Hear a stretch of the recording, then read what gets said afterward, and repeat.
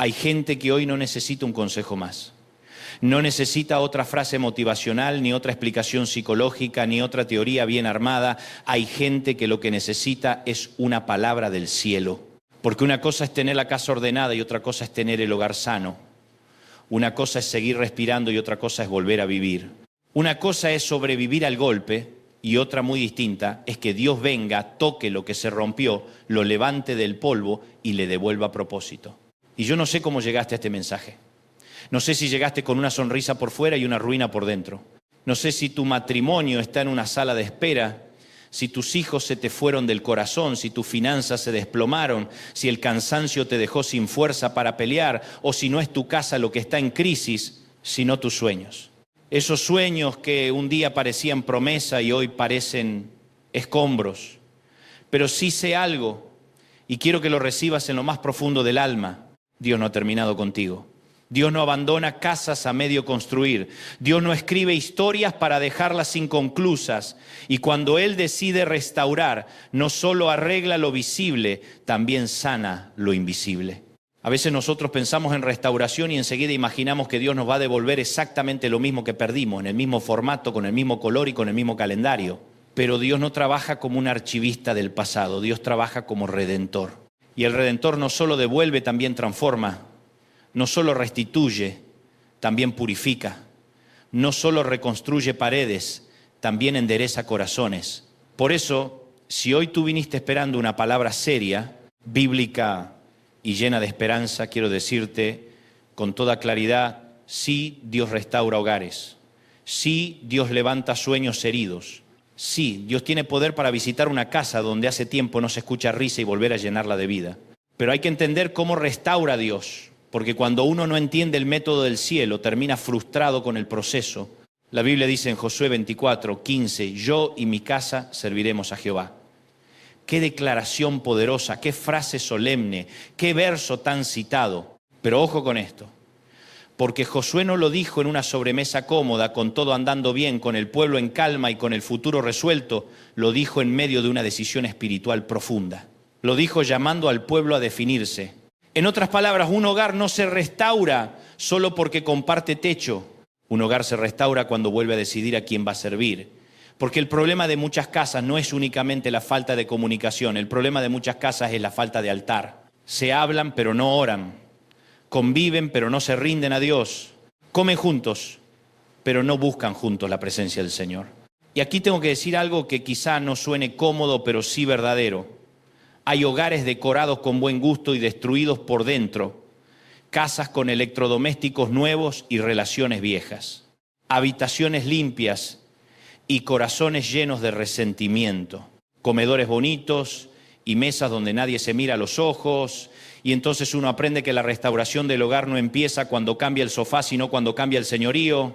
No empieza cuando se arregla la agenda, sino cuando se rinde la voluntad. No empieza cuando todos piensan igual, sino cuando alguien en esa casa dice, Señor, aunque mi casa haya estado lejos, desde hoy esta casa te pertenece. Tal vez tú dices, pero en mi hogar no todos quieren a Dios, y yo lo entiendo, tal vez tú eres la única persona creyente en tu casa, tal vez oras sola o oras solo, tal vez llevas años sembrando lágrimas, tal vez nadie te acompaña espiritualmente, pero no subestimes el peso de una sola persona rendida a Dios dentro de una familia. En la Escritura, una sola voz obediente muchas veces fue la puerta para que la gracia visitara toda una casa. Tú no eres poca cosa. Tú no eres un adorno espiritual dentro de tu familia. Tú puedes ser el punto de quiebre.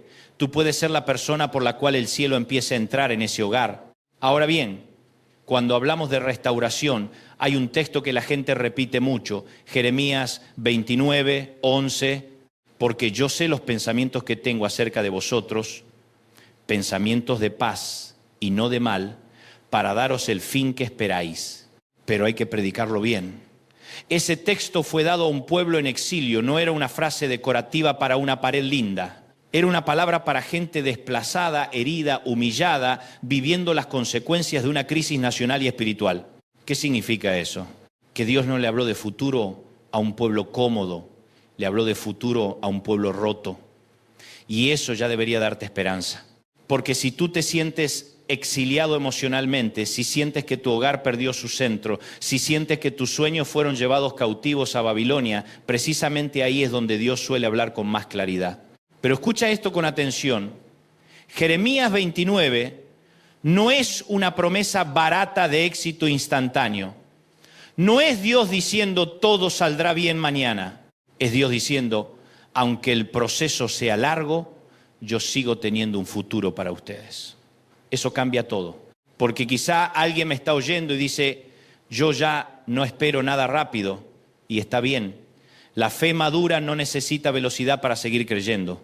La fe madura entiende que el Dios del proceso sigue siendo el Dios del milagro. Si Dios te prometió futuro, el exilio no será eterno. Si Dios te prometió esperanza, la ruina no tendrá la última palabra. Si Dios te prometió paz, la oscuridad no podrá quedarse para siempre sentada en la sala de tu casa. Y aquí aparece una palabra preciosa del Antiguo Testamento, shalom. Generalmente la traducimos como paz, pero es mucho más que ausencia de guerra. Shalom es integridad, bienestar, plenitud, salud, armonía, quietud del alma, relaciones ordenadas, vida en su diseño correcto. Entonces, cuando Dios habla de paz, no está diciendo solamente no van a pelear más. Está diciendo, voy a traer completitud donde hubo fragmentación. Eso es restaurar un hogar. No es solo que se dejen de gritar, es que vuelva la confianza, es que vuelva la ternura, es que vuelva la honra, es que vuelva la capacidad de sentarse a la mesa sin tensión, es que vuelva la presencia de Dios a ocupar el centro. Hay casas donde el mayor milagro no sería un aplauso público, sino una noche sin gritos, una conversación sincera, un perdón verdadero, un abrazo que llevaba años ausente. Eso también es shalom. Eso también es gloria de Dios. El Salmo 127 dice, si Jehová no edificare la casa, en vano trabajan los que la edifican. Mira qué fuerte. No dice que no trabajan, dice que trabajan en vano. O sea, hay esfuerzo, hay desgaste, hay planificación, hay cansancio, hay madrugada, hay intentos, pero si el Señor no construye, el alma termina agotada y la casa igual queda vulnerable. Esto sirve para el matrimonio, para la crianza, para las finanzas, para el ministerio, para los proyectos, para todo. Hay sueños que no se cayeron porque fueran malos, sino porque los quisimos construir sin la dirección del arquitecto. Y cuando Dios te ama, muchas veces deja caer lo que iba a terminar aplastándote para volver a enseñarte a construir desde Él, con Él y para Él. Por eso, si tu sueño se rompió, no siempre significa que Dios te rechazó. A veces significa que Dios te está llamando más profundo. Porque un sueño sin Dios puede convertirse en idolatría. Y Dios no destruye por capricho. Dios poda para que el fruto sea mejor. Tú decías, Señor, bendíceme este plan. Y Dios quizá te respondió, no hijo, mejor ven, yo voy a darte uno más limpio, más sano, más eterno, más mío. La restauración de los sueños no consiste en que Dios obedezca a tus planes. Consiste en que tus deseos vuelvan a alinearse con su corazón. Y cuando eso ocurre, lo que parecía una pérdida termina siendo una redirección santa. Joel 2:25 contiene una de las promesas más conmovedoras de toda la Escritura. Y os restituiré los años que comió la oruga, el saltón, el revoltón y la langosta. Qué versículo tremendo. Pero otra vez, hay que predicarlo con reverencia. No es un cheque en blanco para fantasías humanas. Es una palabra de restauración para un pueblo que había pasado por juicio, devastación y hambre. Y aún así, Dios les dice, yo puedo visitar el terreno arrasado. Eso significa que Dios sí puede tocar el tiempo herido. No podemos retroceder el calendario, pero Dios puede redimir lo que parecía desperdiciado. Dios puede sacar fruto de años difíciles. Dios puede darte sabiduría nacida del dolor. Dios puede tomar una década que parecía perdida y convertirla en plataforma de madurez, unción y propósito. Tal vez tú lloras y dices, perdí demasiado tiempo. Pero Dios no solo trabaja con lo que te queda, también sabe extraer gloria de lo que dolió. Sí, quizá hubo años de confusión. Sí, quizá hubo malas decisiones. Sí, quizá el hogar se llenó de palabras que nunca debieron decirse. Sí, quizá desperdiciaste oportunidades. Pero el Señor no se especializa en personas intactas, se especializa en restauración. Él puede hacer que de tus cenizas salga un mensaje, que de tu fracaso salga un testimonio, que de tu noche salga discernimiento. Cuando Dios restituye, a veces no te devuelve el mismo ayer, pero sí te entrega un mañana más sabio, más humilde y más lleno de Él. Y no puedo hablar de restauración del hogar sin ir a Lucas 15, a esa historia gloriosa del hijo pródigo. ¿Qué capítulo? ¿Qué retrato del corazón del padre? Ese muchacho se fue de casa, malgastó la herencia, tocó fondo, se sentó a comer con cerdos y decidió volver. Hasta ahí muchos conocemos la historia, pero el detalle más poderoso no está solo en el regreso del hijo, sino en la reacción del padre. El texto dice que cuando aún estaba lejos, su padre lo vio. Eso significa que lo estaba esperando. Y cuando lo vio, corrió. El padre no lo humilló primero, no le pidió un expediente detallado, no lo dejó varios días en la entrada para que aprendiera. Corrió, lo abrazó y lo restauró. Y aquí está lo hermoso, no lo restauró como jornalero, lo restauró como hijo. Le puso vestido, anillo y calzado. Eso es identidad, dignidad y pertenencia. Dios no solo quiere que vuelvas a su casa, quiere que sepas quién eres cuando vuelves. Porque el enemigo no solo intenta sacarte del camino, intenta convencerte de que ya no mereces volver. Pero el Evangelio rompe esa mentira. El Padre sigue mirando el camino. El Padre sigue esperando pasos de regreso. El Padre sigue teniendo ropa de hijo para quien vuelve quebrado. Así que si tu hogar necesita restauración, el primer milagro puede ser que alguien decida regresar a Dios. Regresar al altar, regresar a la verdad. Regresar a la humildad, regresar al amor. Ahora, también hay casas donde el problema no es solo que alguien se fue, sino que algo murió adentro. La risa murió, la esperanza murió, la ilusión murió, la confianza murió. Y cuando algo muere dentro de un hogar, el ambiente se vuelve pesado. Se sigue funcionando, sí, pero como una máquina vieja. Entonces necesitamos mirar a Marcos 5, la historia de la casa de Jairo. Jesús llega y encuentra llanto, ruido, desesperación y una atmósfera tomada por la muerte. ¿Te suena familiar? Porque hay hogares donde no murió una niña, pero sí murió la expectativa, sí murió la paz, sí murió la inocencia, sí murió la fe en que las cosas podían cambiar. ¿Y qué hace Jesús? Entra a la casa, saca el ruido incrédulo, toma a la niña de la mano y le dice, Talita Cumi, niña, a ti te digo, levántate, yo amo eso. Porque Jesús no solo resucita, también ordena. No solo consuela, también gobierna. No solo llora con los que lloran, también irrumpe en las habitaciones donde todos habían dado el caso por cerrado y habla vida donde ya se había firmado defunción. Y quizá eso necesita tu casa.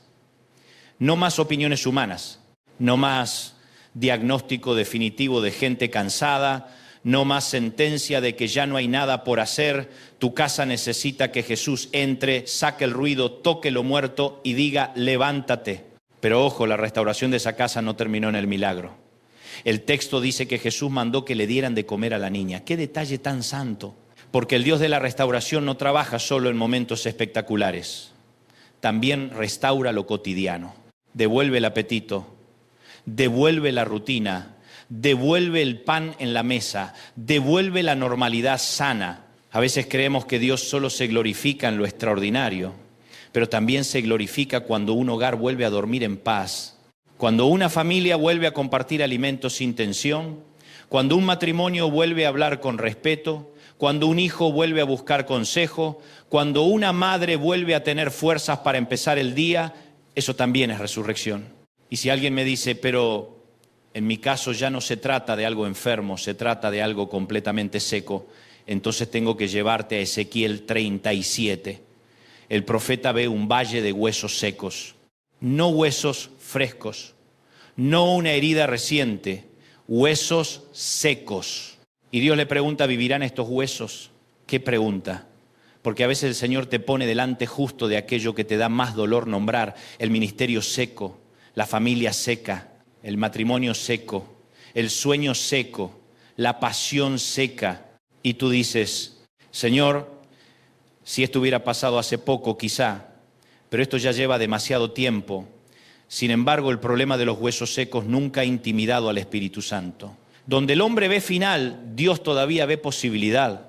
Ahora, el texto mismo aclara que la visión se refiere, en primer lugar, a la restauración de Israel, al pueblo que decía nuestra esperanza pereció. Así que no debemos trivializarlo ni usarlo como fórmula fácil para cualquier cosa, pero sí revela un principio precioso del carácter de Dios. Él sabe revivir lo que parece imposible. Él sabe meter aliento donde solo hay estructura sin vida. Y eso es muy necesario hoy, Porque hay gente que ya logró recomponer algunas formas externas, pero todavía le falta el soplo. Hay casas con apariencia de orden, pero sin presencia. Hay agendas organizadas, pero sin fuego. Hay ministerios con calendario, pero sin unción. Hay matrimonios que siguen juntos por costumbre, pero les falta respiración del cielo. Y el Señor te dice hoy, yo no solo uno hueso, yo también soplo vida. El Salmo 126 dice, cuando Jehová hiciere volver la cautividad de Sión, seremos como los que sueñan. Qué imagen preciosa. Seremos como los que sueñan. No porque todo haya sido fantasía, sino porque la restauración de Dios a veces parece demasiado buena para ser verdad. El mismo Salmo luego dice, los que sembraron con lágrimas, con regocijo segarán. Aquí hay una verdad que no podemos ignorar. Muchas restauraciones vienen después de lágrimas largas, después de siembras dolorosas, después de procesos donde parecía que estabas enterrando semilla, pero en realidad estabas preparando cosecha. El problema es que sembrar no emociona tanto como cosechar, y muchos quieren la canción del regreso sin aceptar el trabajo del llanto. Pero este salmo conecta dos cosas poderosas: sueños y lágrimas. Porque los sueños bíblicos no son evasión. Los sueños bíblicos pasan por el terreno de la siembra. Tú no sueñas para evitar el dolor, sueñas para atravesarlo con esperanza. Por eso hoy el Señor quiere devolverte la capacidad de soñar bien, no soñar desde la ansiedad, no soñar desde la comparación, no soñar desde la vanidad, sino soñar otra vez desde la fe, creer otra vez, intentar otra vez, levantarte otra vez.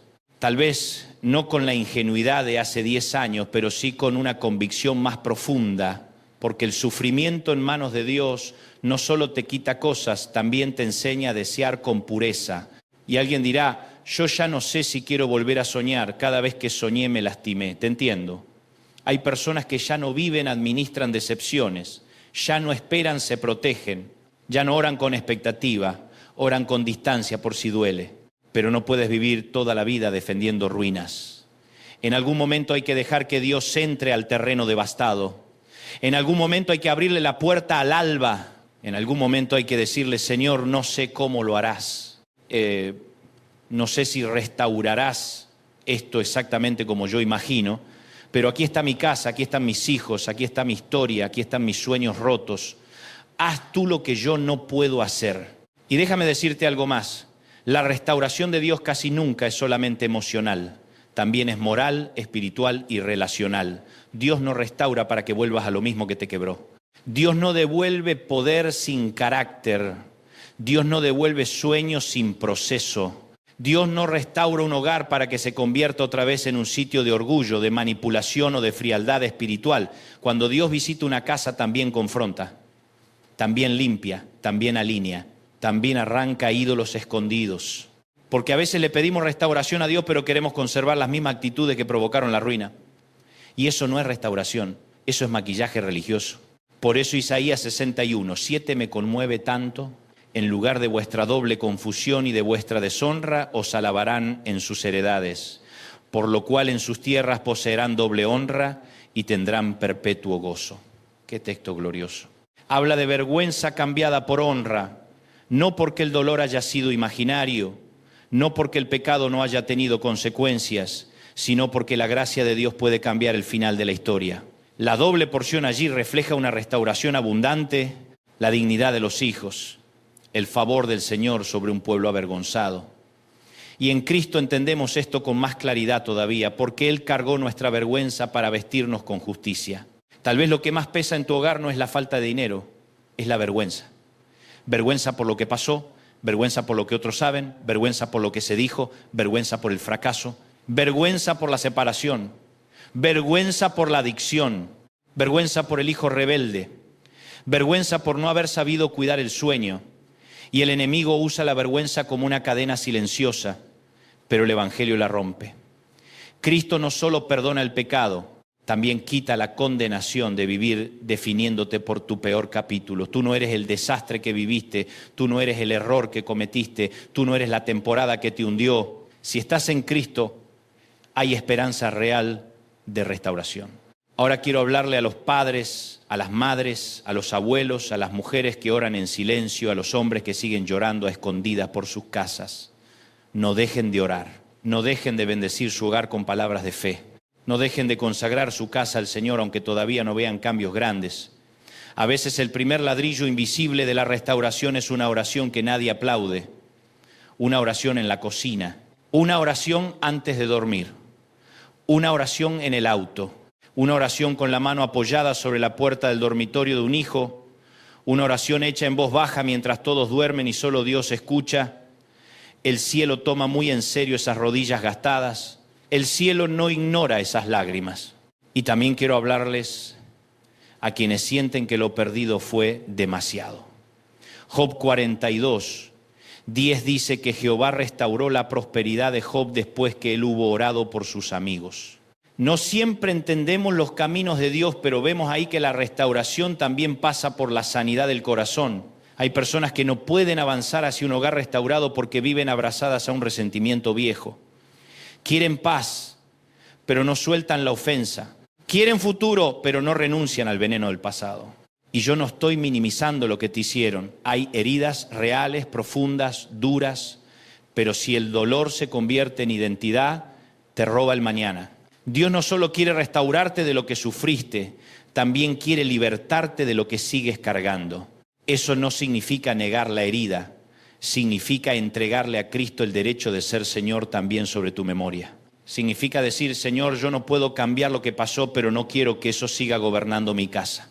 Porque muchos hogares no están destruidos por un solo gran evento, sino por pequeñas amarguras no tratadas, frialdades acumuladas, distancias no conversadas, perdonas a medias, orgullos que se sientan a la mesa. Y el Señor hoy te llama a algo santo, no solo a reconstruir paredes, sino a desalojar venenos. Tal vez tú preguntes, ¿y si no todo se restaura como yo espero? Esa es una pregunta honesta y la respuesta bíblica también debe ser honesta. No toda restauración en esta vida significa volver exactamente al modelo anterior.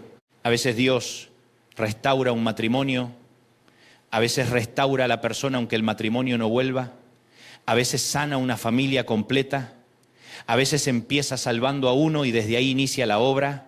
A veces devuelve un sueño, a veces te da uno nuevo, más puro y más alineado con su voluntad. Pero esto sí es seguro, en Cristo ninguna lágrima rendida a Dios queda sin redención, ninguna siembra en fe queda fuera de su mirada, ninguna casa entregada al Señor queda fuera de su alcance. Y eso nos lleva al centro de todo. La verdadera restauración no es que todo quede bonito por fuera. La verdadera restauración es volver a casa en el sentido más profundo, volver a Dios. La Biblia presenta el exilio como una humanidad lejos del hogar, lejos del Edén, lejos de la presencia. Y Jesús es el camino de regreso. En otras palabras, tu hogar no encuentra su centro definitivo en una técnica, ni en una terapia, ni en una mejora de hábitos solamente. Todo eso puede ayudar. Pero el corazón de la restauración está en Cristo. Cristo es quien vuelve a poner al Padre en el centro. Cristo es quien rompe la distancia. Cristo es quien vuelve habitable un corazón devastado. Cristo es quien hace del ser humano una casa para la gloria de Dios. Así que hoy no vengo a decirte una frase bonita, vengo a anunciarte una verdad. Si Jesús entra, todavía hay esperanza. Si Jesús entra, todavía puede haber reconciliación. Si Jesús entra, todavía puede haber paz. Si Jesús entra, todavía puede haber propósito para tus hijos. Si Jesús entra, todavía puede haber dirección para tus finanzas. Si Jesús entra, todavía puede haber canciones en una casa que hoy solo conoce suspiros. Si Jesús entra, todavía puede haber un mañana para los sueños que creías enterrados. Yo quiero que por un momento imagines tu casa llena otra vez de la presencia del Señor. No de religión hueca, no de apariencia, no de costumbre, de presencia. Que se ore de verdad, que se perdone de verdad, que se converse de verdad, que se llore si hace falta, pero delante de Dios. Que se rinda la agenda, que se limpie el ambiente, que se abran las ventanas del alma, que se vaya la amargura, que se rompa la indiferencia, que se caiga el orgullo, que vuelva la palabra dulce, que vuelva el abrazo, que vuelva el altar familiar aunque sea sencillo. Un hogar restaurado no es un hogar perfecto, es un hogar donde Dios volvió a ser bienvenido. Y también imagina tus sueños en las manos correctas, no en las manos del miedo, no en las manos de la comparación, no en las manos del reloj, en las manos de Dios. Porque cuando un sueño está en las manos de Dios, puede esperar sin morir. Puede atravesar temporadas sin pudrirse. Puede ser podado sin desaparecer. Puede cambiar de forma sin perder propósito. El Dios que te creó sabe qué hacer con lo que anhela tu alma cuando ese anhelo se rinde a Él. Así que no entierres todavía lo que Dios quizás solo está preparando. No cierres el libro donde Dios todavía está escribiendo. No llames final a lo que quizá es transición. Yo siento decirte hoy, con reverencia y con fe, que el Señor sigue restaurando. Sigue restaurando matrimonios donde ya no había lenguaje común. Sigue restaurando hijos que parecían perdidos. Sigue restaurando mujeres agotadas. Sigue restaurando hombres silenciosamente quebrados. Sigue restaurando vocaciones apagadas. Sigue restaurando ministerios golpeados. Sigue restaurando la capacidad de reír. Sigue restaurando la valentía de empezar de nuevo. Sigue restaurando el sueño correcto, no para inflar tu ego, sino para glorificar su nombre. Así que levanta la cabeza, sacude el polvo, no porque no haya dolor, sino porque el dolor no manda. No porque todo esté resuelto, sino porque Dios sigue en el trono. No porque no haya ceniza, sino porque el Espíritu Santo sabe trabajar con cenizas. No porque lo veas todo claro, sino porque la fe no camina por vista, camina por promesa. Tu casa no está fuera del radar del cielo, tus hijos no están fuera del alcance del Espíritu, tus sueños no están fuera del poder redentor de Cristo. Y si hoy estás escuchando esto y sientes que hace mucho que no vuelves al Padre, vuelve. Si hace mucho que tu casa no se rinde al Señor, hoy puede ser el día. Si hace mucho que tus sueños están desconectados de la voluntad de Dios, entrégaselos otra vez. No sigas peleando solo, no sigas construyendo sin el arquitecto. No sigas llorando sin abrirle la puerta al Consolador. Hoy el Señor te llama de vuelta al centro. Y cuando uno vuelve al centro, la restauración empieza. Oremos. Señor Jesús, hoy te entregamos nuestro hogar, lo visible y lo invisible, lo que funciona y lo que duele, lo que todavía tiene esperanza y lo que parece seco. Entra en nuestras casas con tu paz, entra con tu verdad, entra con tu misericordia. Donde hubo gritos trae ternura, donde hubo distancia trae reconciliación, donde hubo vergüenza trae honra, donde hubo sequía trae soplo de vida, donde hubo años perdidos trae redención. Y te entregamos también nuestros sueños, los rotos, los dormidos, los confundidos. Purifícalos, ordénalos y resucita lo que viene de ti. Declaramos en fe que tú sigues siendo el Dios que restaura, el Dios que levanta, el Dios que devuelve la esperanza. En tu nombre, Jesús. Amén. Y si este mensaje tocó tu corazón, compártelo con alguien, suscríbete al canal y deja que esta palabra siga corriendo de casa en casa, porque cuando la verdad de Dios entra en un hogar siempre hay esperanza.